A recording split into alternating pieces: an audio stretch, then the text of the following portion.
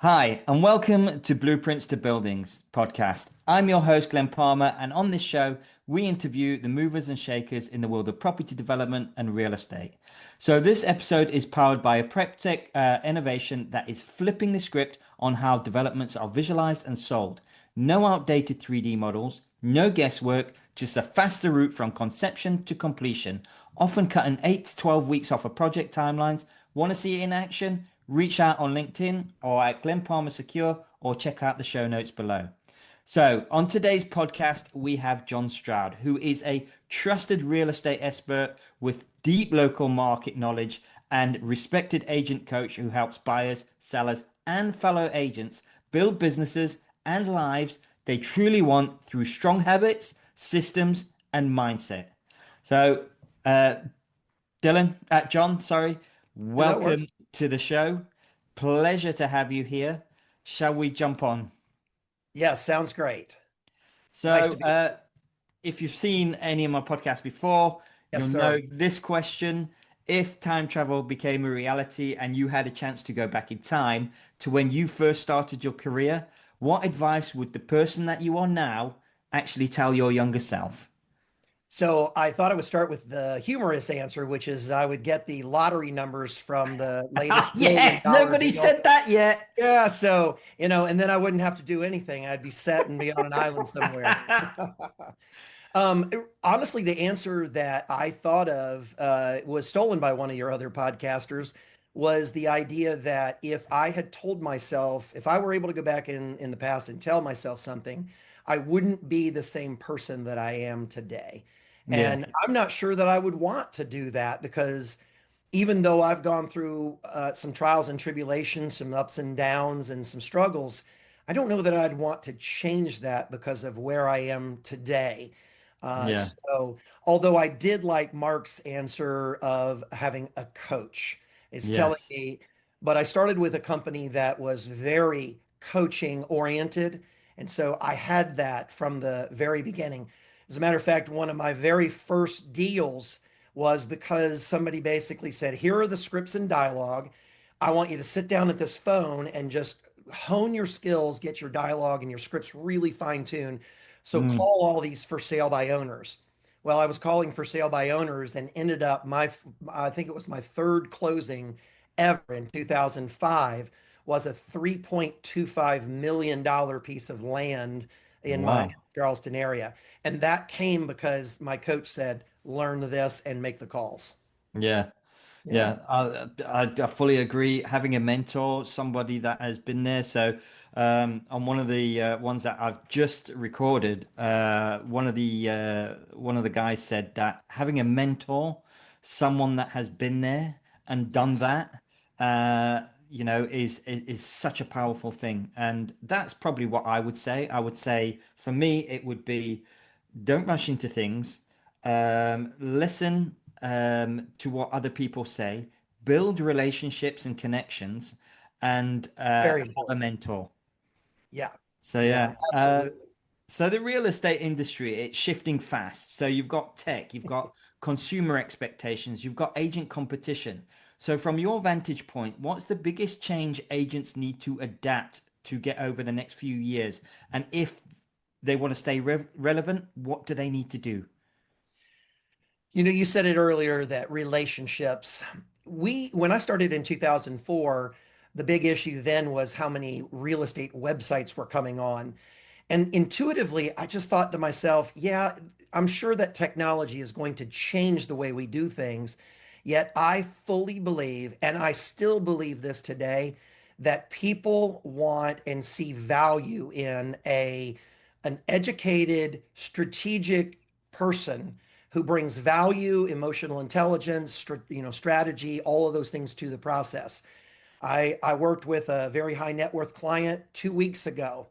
And even though she has all of the technology that she needs, she's a business owner and entrepreneur, she still needed the local expertise, the local Yeah. guidance to talk about, for instance, in the Charleston area, we have flood insurance.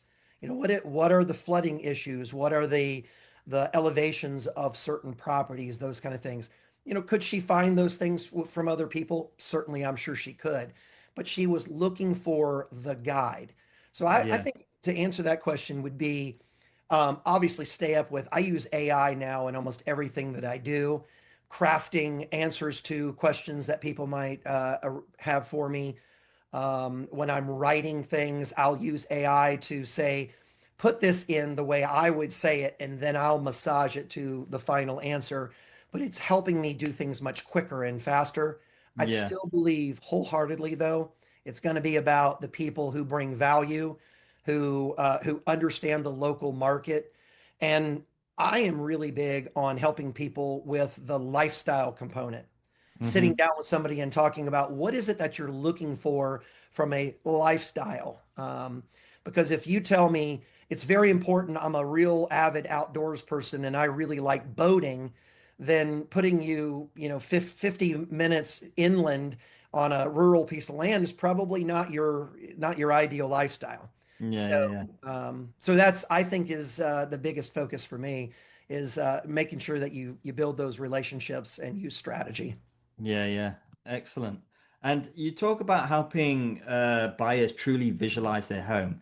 So how do you see like this immersive visualization tech, your digital twins, your 3D workthroughs, your virtual staging, sorry, impact new homes and how they are marketed to clients to make those faster decisions?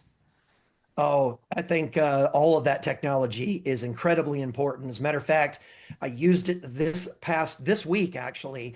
The husband was the only person able to show up for the showing. So I said, if we want to get your wife excited about this house, let's do a good video. So I did a video walkthrough of the home, and we're Hmm. having a second showing tomorrow because she Nice. saw the video and said, I I want to see like it. the Yeah, home. I want to Yeah. see it. I Yeah, yeah. use I use a lot of 3D, like for instance, a Matterport or those kind of things in both my listings and also for buyers sometimes. I have sold many houses over my 21 years, sight unseen. My Wow.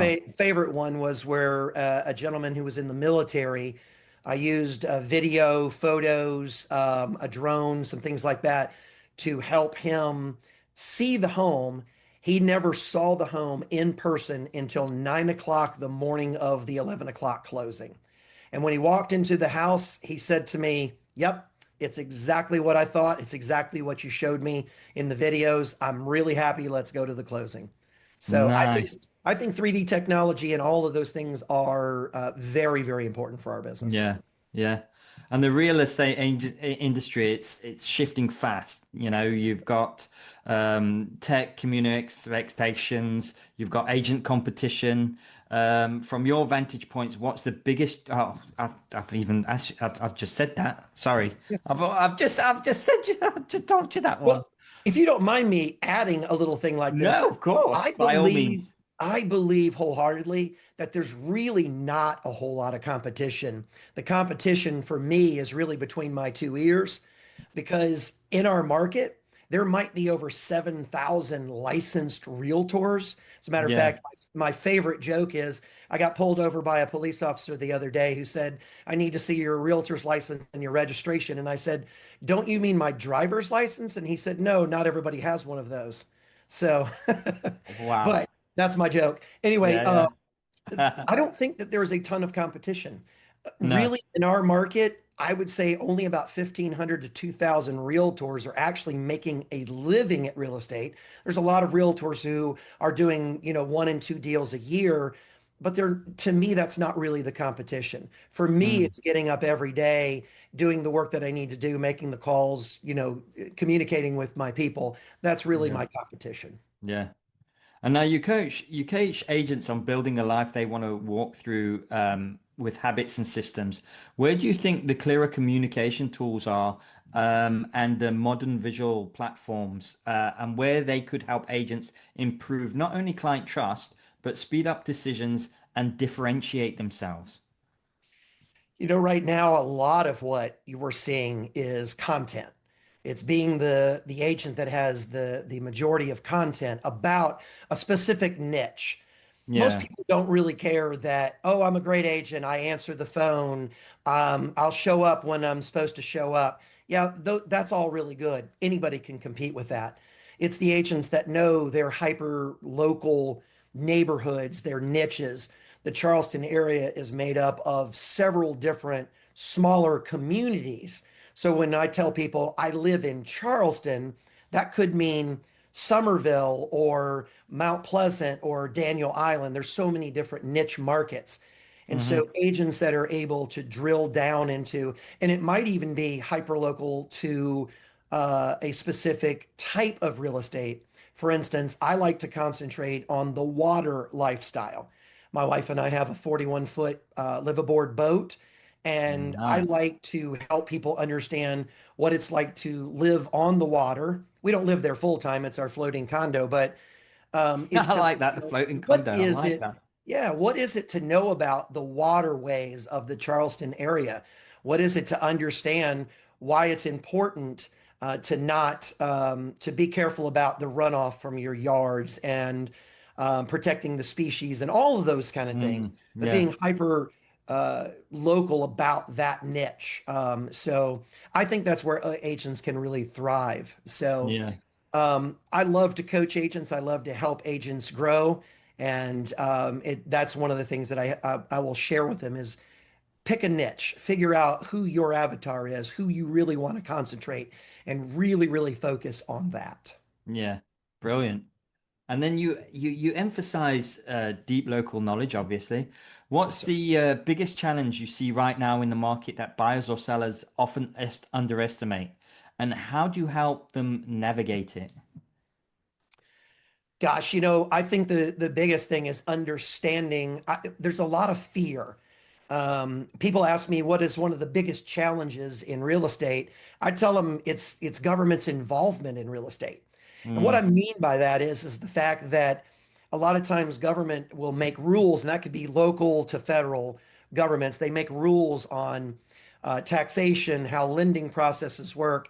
And it seems to me like it's sometimes that pendulum swing is everybody can get a loan. Nobody can get a loan. There's never, why don't we focus on the people who should be getting loans, right? And yeah, so I tell people is understanding the not only the market, but understanding your strategic partners, whether it be your lenders, your inspectors, the handymen, the plumbers, the electricians, all of that.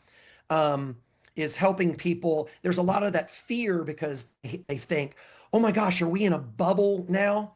Well, yes and no. There are cities in America right now that are experiencing where the market is actually coming down at a mm, pretty good percentage. The Charleston market in itself is kind of its own little bubble because we are such a diverse economy. We have everything from your large manufacturings, your Boeings, your Volvos, that kind of thing, to your history. We're a demarcation point. Google has a large data port here because of the fact that we have the fiber optic network that comes into and out of Charleston. So you have a hmm lot of tech companies that are starting here. So we have a very diverse economy. I think if people play it right, Charleston can continue to grow. So I just tell agents to understand that, understand the market, help people to overcome their fears by giving them good data, helping them understand what's going on. And if you think about it, even a hyper local of a neighborhood could be an issue because I could say, I want to buy something in, say, Daniel Island. Well, that's fine, but Daniel Island consists of several different subsections, if you would. So yeah, let's look at the affordability, the flood insurance, the inventory, pricing, all those kind of things. Uh, yeah, I hope I've answered the question. I yeah, kind of yeah, rambled there, but I really believe it's just understanding the markets and understanding that Charleston is way different than, say, Columbia or Greenville, South Carolina. yeah, yeah. Well, that's almost it for today. John, loved our conversation on real estate and especially in your niche, the Charleston market. Before we sign off, if listeners want to get in contact with you, learn about what you offer at Stroud Farm Homes, what's the best way for my listeners to do that? Well, you can contact me at my email, jstroud, JSTROUD, at stroudfinehomes.com. go to my LinkedIn, and I can't remember what my handle is there. Hope you'll put that on the podcast for me. Appreciate. You could Yeah. go to the Great Game of Real Estate. I think it's called greatgameofrealestate.net and download my book, and I'll reach out to you there too as well. So thank you. Absolutely brilliant. So yeah. Uh, Before we go to my listeners, a quick nod to the tech that's backing this show, the one that's showing how developments are visualized and sold. I didn't name it for a reason. Just message me if you want to know why. You've been listening to Blueprints to Buildings podcast. I'm your host, Glen Palmer. I was joined by Jon Stroud. Thanks again for listening, and I'll see you on the next episode.